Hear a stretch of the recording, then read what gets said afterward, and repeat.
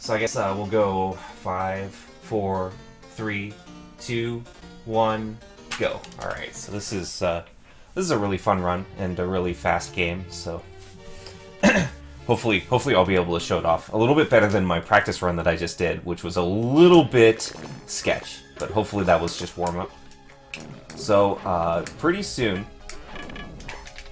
you're gonna see me getting into the like defining glitch of this game, which is the ability to jump off walls. Hold up. There we go. I'll be able to show it off in just a moment. First, I gotta bounce off this knight. That's really hard. Okay, I gotta go around instead. Dang. This is one of the things that I really like to be able to show. Bouncing off that knight, but it doesn't really matter. So here, I'm just jumping off this wall. And the way I do that is, you can use the L and R buttons in this game, and they'll like nudge Pugsley left and right a little bit. But when you do that next to a wall, even if you're in the air, sometimes you'll get stuck in the wall for a frame, and on that frame you can jump. And I can buffer that jump. So the way it works out in general terms is that if I'm jumping off level ground, then I have a 4-frame window at the peak of my jump to perform that wall jump, because that's basically the window I have where I'll get stuck in the wall. If I'm bouncing off an enemy or like jumping off a sloped surface or something like that, my subpixels aren't quite right, so I'm not guaranteed to have that 4-frame window. So we already beat a level, and you saw that like the bosses are extremely predictable in this game, with one exception. Oops, that's no good. That's also no good. It'll be fine though. Okay. So the bosses are all extremely predictable, with one exception, which will come up towards the end of the run. Yeah, and the rest of the game also has very little randomness too. Oops. That's not ideal, but it's fine. This is a kind of a long area. Oops. Oh wow, this is really bad, so I don't know exactly what I'm gonna be up against here. That's fine. I guess another thing to mention about this game is that everything in the game spawns on camera position. Oh, nice. And I was able to jump through that. Nice. So as long as I'm approaching a given area of a screen correctly, like at the right speed and from the right position, then everything's gonna work out okay. But for the parts of the screen where I'm loading it in a different way than I was expecting, then it can get sketchy for a little bit. Thankfully, I was able to make that work out, even though it was a little bit of a time loss. So the way that I went through that like shot from the Tesla coil it's weird because like Pugsley's hitbox when he's crouching is very low to the ground, and then when he's jumping it's very high up. So I just I basically transition instantly from crouching to jumping, and that translates his hitbox past the beam from the Tesla coil, which is a really cool trick, one of my favorites in this game.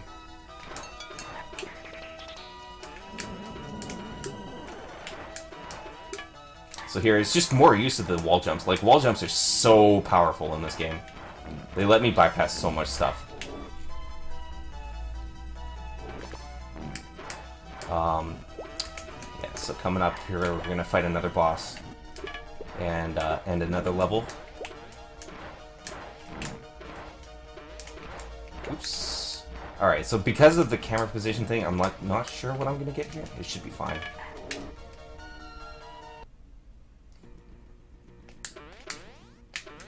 And there, I used the music cue, actually, to know when to jump to get the maximal amount of damage.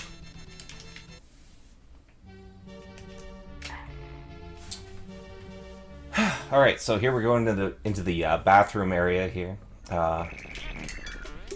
Oops. This is a really hard level. One of the most dangerous levels, I think, if you ask me. Because there's very few hearts, So I guess I could talk about hearts as well. You have 3 hearts. Yeah, you can pick up hearts in the stage, and actually also every 25 coins that you collect, you get a heart. So you saw me already collecting coins in specific ways to get hearts at specific times, and that continues all the way throughout the game. Here, I actually went up to exactly 18 coins, and that's because I'm going to pick up 7 coins in the next level, and that's going to give me a heart at an opportune time. If I have, like, anywhere in the range of 18 to, like, 21, it's probably okay. But I don't want to have too many because it can complicate things later. Alright. And so here, there's a swimming section, and swimming physics in this game are kind of abysmal. You move left and right pretty quickly, and, like, you're just as nimble as before in that axis, but going up and down is extremely slow. And so I can't move any faster than that while I'm sinking. And then to swim up, it's not good enough to just, like, mash the jump button. You actually have to press it down, hold it for quite a while, and then immediately release and repress every time. So it's a very, like, awkward pumping motion, kind of similar to if you were playing, like, a Mega Man X game, where you're trying to climb a wall. It feels kind of like that. Except it's not as rewarding because you're not really moving all that fast upwards. So here, I wanted to make sure that I had health coming into this screen, because at the end of the screen, I'm going to skip a large portion of, like, what's intended to be this, like, navigating a maze. But if I take damage, I can just pass right through the spikes. And it's no problem. So, if I can get through this swimming section, then I'll face the boss. Which is, it's an interesting fight. Because, I don't know, you'll see what it looks like. Basically, you're meant to go all the way around the entire boss room and do the fight in, like, 2 cycles. Or more. But I'm gonna get around it in a creative sort of way. Also, shoutouts to sound effects.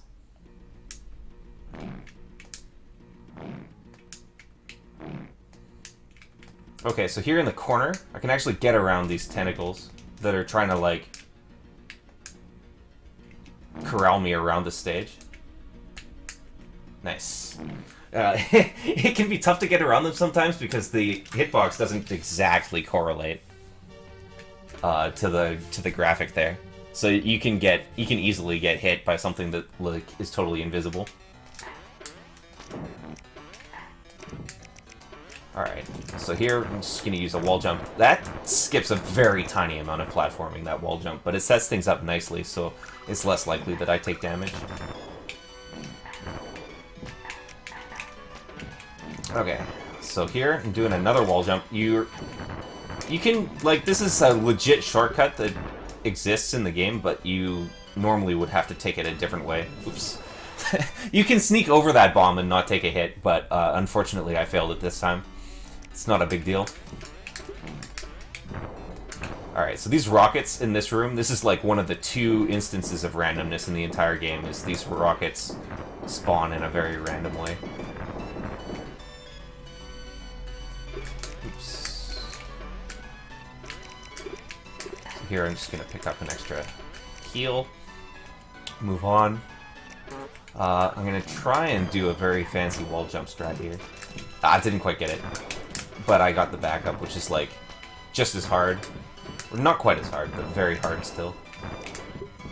You have to make sure that you're perfectly buffering all those jumps, because if you don't, then you're, like, going to have the same problem with normally jumping off an enemy, where you won't necessarily have the subpixels that you need for the wall jump.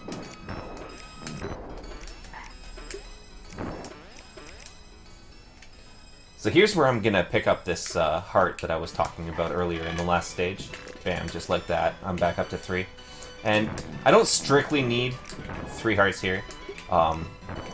It just turned out to be that way because of the death I took earlier.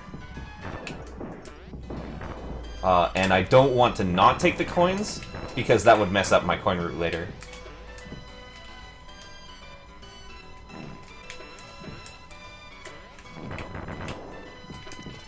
So here I pick up some heals, and here's a zip, you can actually zip through one-tile floors in this game, because when you jump into a damage source, as it's, like, pushing you downwards... Nice, I got both. It will push you, like, down one tile. And so, if you are either on top of a one-tile floor, or next to a one-tile floor that you can normally, like, pass through in one direction, you can actually zip right through that.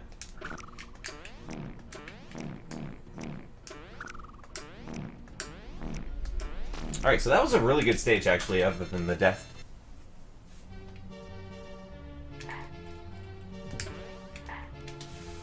Okay, so now we're gonna go down into the basement. Also, by the way, trying to get through the stairway there is the most impossible thing in this game. And this is already an impossible game. It's like, you have to slow down so much and crouch to be able to get through that. Otherwise, you just get completely stonewalled. So these screens, they're all basically just horizontal gauntlets. And what's nice about that is that Pugsley's movement in the horizontal dimension is really fast. So like, you get into some really cool and dynamic strats that make the most of his speed.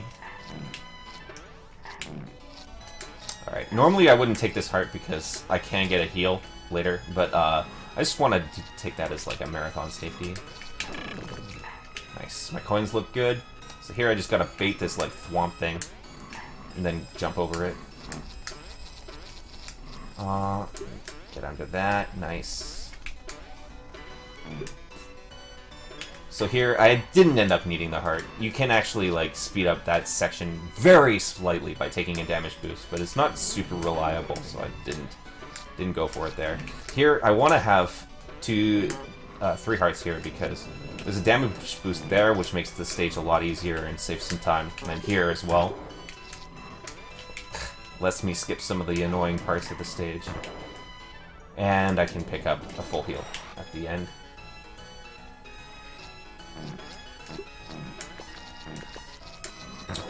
So this screen, I don't know, it's pretty easy. All you gotta do is know when to jump. Half of this game, like, is pretty much just knowing exactly when to jump and how high. It's not like, I don't know, technically you would call it precision platforming, but since this game is so slippery, like, Pugsley kind of slips and slides. Like he's constantly on an oil slick. So the precision part is kind of a misnomer, but it's still tough platforming. You gotta know exactly how and when to jump. So here, this is the jerk boss I was talking about. He's not very predictable. Also, it's not it's a washing machine, but we'll not talk about that. But I got really lucky there, so fortunately the washing machine didn't back off into the off the screen or anything. That's not ideal. I was hoping to save that heart, but looks like it worked out okay. So I touched briefly on the fact that this... Oops. Hang on. I got scared, super scared there because it's over spikes. So I touched briefly on the fact that this game is kind of slippery. So this is an ice level. So on top of the game's normal, ice physics-ish feel, there is actual ice physics now. So I have even less control over Pugsley. Which makes this stage really tough and terrifying. So here, I'm getting up to 49 heart coins because I'm going to take a heart later in the stage.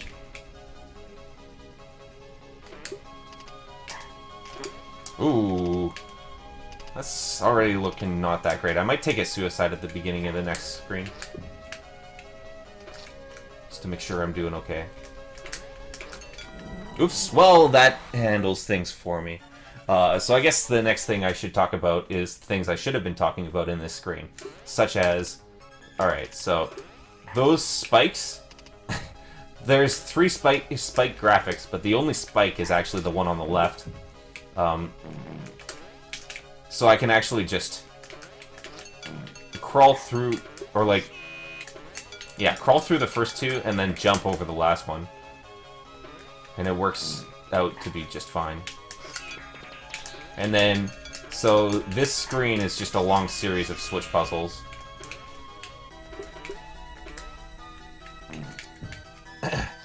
And then this impossible segment here. If you don't know the speed strat, you will probably take 1 or 2 damage there. So here, just gotta make sure, again, that I'm jumping at the right points, in the right ways. And, that's another point where you would not expect to get through that as a casual player without several tries. Okay, I took 1 more damage than I normally want to, but it's not a big deal, because I had the spare heart.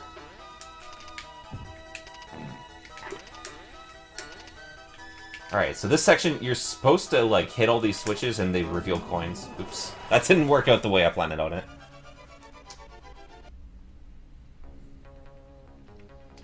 Okay.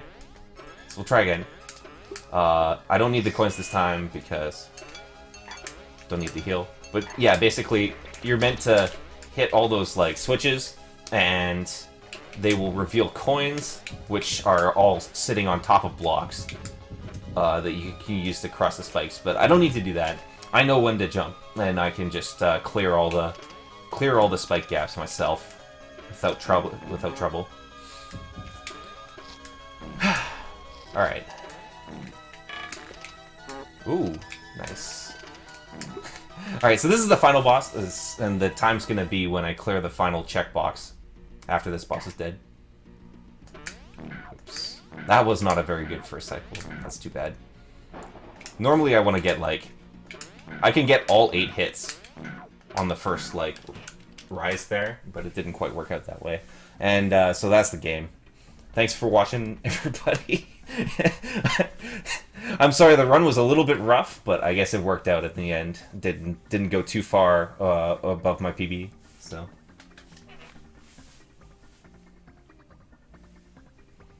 Thanks again, everybody. I'll be back in just a moment with Front Mission Gun Hazard, which is a significantly longer and less stressful run.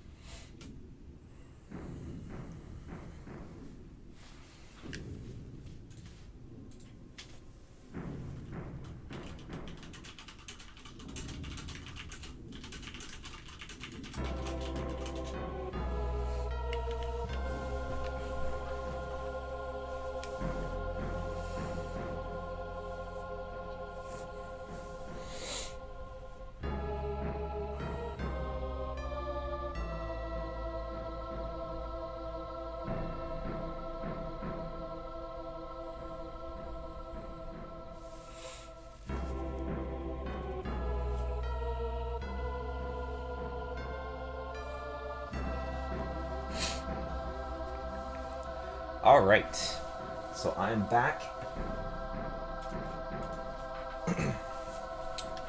And this is Front Mission Gun Hazard.